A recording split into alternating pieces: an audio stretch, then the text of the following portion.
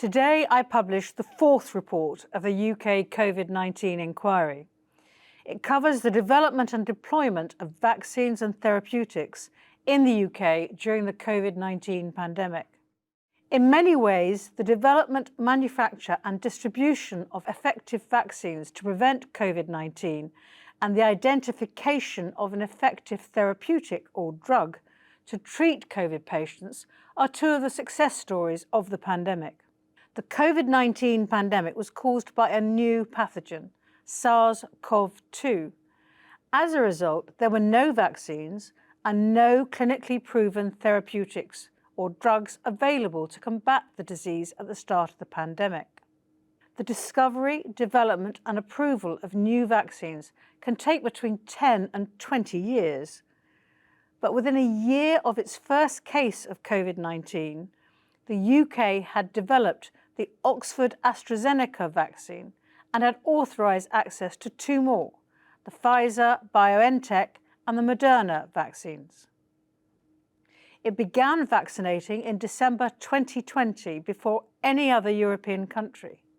In 2021, about 132 million COVID-19 vaccinations were given across the 4 nations of the UK, making it the largest vaccination programme in UK history. The vaccines offered significant protection against serious illness and death. One study estimated that the UK COVID-19 vaccines saved almost 450,000 lives of people aged 25 or older in England and over 25,000 in Scotland up until March 2023. Wales and Northern Ireland were not included in the study. This success was built on decades of global research and preparation, including research to develop the mRNA vaccines, many of which were conceived as cancer vaccines, and previous work on vaccine platform technologies. The UK's formidable science and clinical research infrastructure, existing networks such as the UK Vaccine Network, the excellent work of the UK's temporary task forces, in particular the Vaccine Task Force, the willingness of the UK government to adopt an at-risk approach to funding vaccine development, and the innovative approach adopted by the Medicines and Healthcare Products Regulatory Agency for the authorisation of the vaccines, working in partnership with the pharmaceutical industry. In short, it depended on a huge collaborative effort on the part of the private and public sectors and academia. Vaccines alone are not enough. They may not work against every pathogen, they may not be suitable for everyone, and it may take years to develop one that is effective. Therapeutics are therefore an essential tool in the response armoury. They were used to target the COVID-19 virus as well as to treat associated medical complications. The UK's recovery trial identified arguably the single most important therapeutic of the pandemic, namely dexamethasone, the anti-inflammatory drug used to treat COVID-19 patients. By March 2021, dexamethasone is estimated to have saved 22,000 lives in the UK and 1 million lives across the globe. The unknown nature of the next pandemic therefore requires a range of vaccines and therapeutics to be developed, which can be pivoted to combat a new pathogen. To do this, it is crucial to maintain the UK's vaccine and therapeutics infrastructure by continued investment, to support research and development capabilities, and to maintain the close links between government, academia and industry that proved so successful in the COVID-19 pandemic. The UK has a world-class reputation in biomedical research, but research and the development of vaccines is only one side of the equation. We need to be able to regulate, manufacture and distribute the vaccines at pace. Turning to the distribution of the vaccines and therapeutics, the vaccine delivery programmes across the UK were also largely successful. By July 2021, almost 87% of the adult population in England had received at least one vaccination dose. In Scotland and Wales, this figure was about 90%, and in Northern Ireland, it was nearly 82%. This success was due to those who planned and operated the vaccine programmes, the extraordinary efforts of people across the UK who helped to deliver them, and those in the healthcare systems in each of the 4 nations who ensured efficient and coordinated delivery. That is not to say that lessons cannot be learned from the vaccine rollout. The system depended on placing groups of people into cohorts to prioritise those deemed most at risk from the COVID-19 virus. Deciding how particular groups should be prioritised, such as pregnant women, unpaid carers, and people with learning disabilities, was far from straightforward. And the communications concerning eligibility caused confusion in some groups. In relation to access to therapeutics within the community, access was restricted to narrowly confined groups according to clinical vulnerability. There was some confusion as to who might be eligible for antivirals. In any future pandemic, messaging in relation to eligibility criteria should be clear and easily understandable.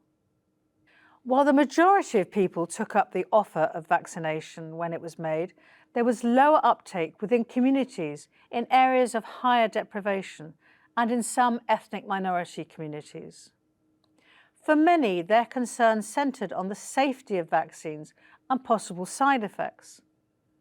To some extent, this lack of confidence in COVID-19 vaccinations was a global issue, fuelled by the rapid sharing of false information online. However, it's clear that a lack of trust and confidence in authority was also a significant contributing factor in the UK. Governments and health services must work with communities to rebuild trust and promote a better understanding of and confidence in vaccines. Communities should be reassured by the fact that although almost no drug, vaccine or medical procedure is without risk, there are effective systems in place to assess their safety and efficacy. I have found that COVID-19 vaccines and therapeutics were no different. Vaccines were subject to rigorous trialling and regulatory approval before they were rolled out to the 4 nations. Any safety concerns were identified quickly and monitored. However, to further strengthen the system for safety checks, I'm recommending that regulators should have access to up-to-date patient data from across the UK to allow for quicker and more comprehensive monitoring of the effects of new vaccines or therapeutics on the population. Tragically, a number of people suffered harm as a result of having a vaccine. This was a small minority compared to the overall scale of the vaccination programme, but of no less importance to the individuals affected and their families. I heard moving evidence of representatives from the vaccine-injured and bereaved core participant groups who have often felt silenced, ignored, or treated as vaccine deniers. Similar experiences were also described to the inquiry through its listening exercise, Every Story Matters. It is vital in the context of a whole population vaccination programme in which the state is asking people to be vaccinated in part to protect others, that people are adequately supported when side effects do occur. A sufficiently supportive government scheme must be in place to help such people and their loved ones. I have found that the current scheme for those who've been injured as a result of having a vaccine, the Vaccine Damage Payment Scheme, is not sufficiently supportive and requires reform. As well as recommendations about access to data for regulators and reform of the Vaccine Damage Payment Scheme, I make 3 other recommendations which I believe will also ensure that UK is in an even better position to develop and deploy vaccines and therapeutics in the next pandemic. They cover establishing a pharmaceutical expert advisory panel to oversee the UK's preparedness to develop, procure and manufacture both vaccines and therapeutics. Producing targeted vaccination strategies and communications, including consulting with local networks about campaigns and delivery, in order to increase vaccine uptake and reduce inequalities. Improving monitoring and evaluation of vaccine uptake and delivery in order to understand the measures proven to be effective in increasing vaccine uptake. The inquiry has also identified a number of key elements of the UK response to the COVID-19 pandemic, which must be properly embedded in pandemic planning and built upon in order to better prepare for the next pandemic. The rapid and coordinated funding for research and vaccines and therapeutics, the adoption of an at-risk approach to vaccine procurement by funding research and development of a wide range of vaccine candidates, knowing that some will not be successful, to create as many opportunities as possible to discover an effective vaccine. An expedited regulatory approval and recruitment system for clinical trials, as well as expedited authorization of new vaccines and therapeutics without compromising on public safety. The rapid establishment of specialist vaccine and therapeutics task forces to bring together national expertise and to act decisively to coordinate the search for effective vaccines and therapeutics. These approaches worked during the COVID-19 pandemic. However, we must maintain the capability we had in place in 2019-2020 to enable us to fight the next pandemic. We must not allow it to wither.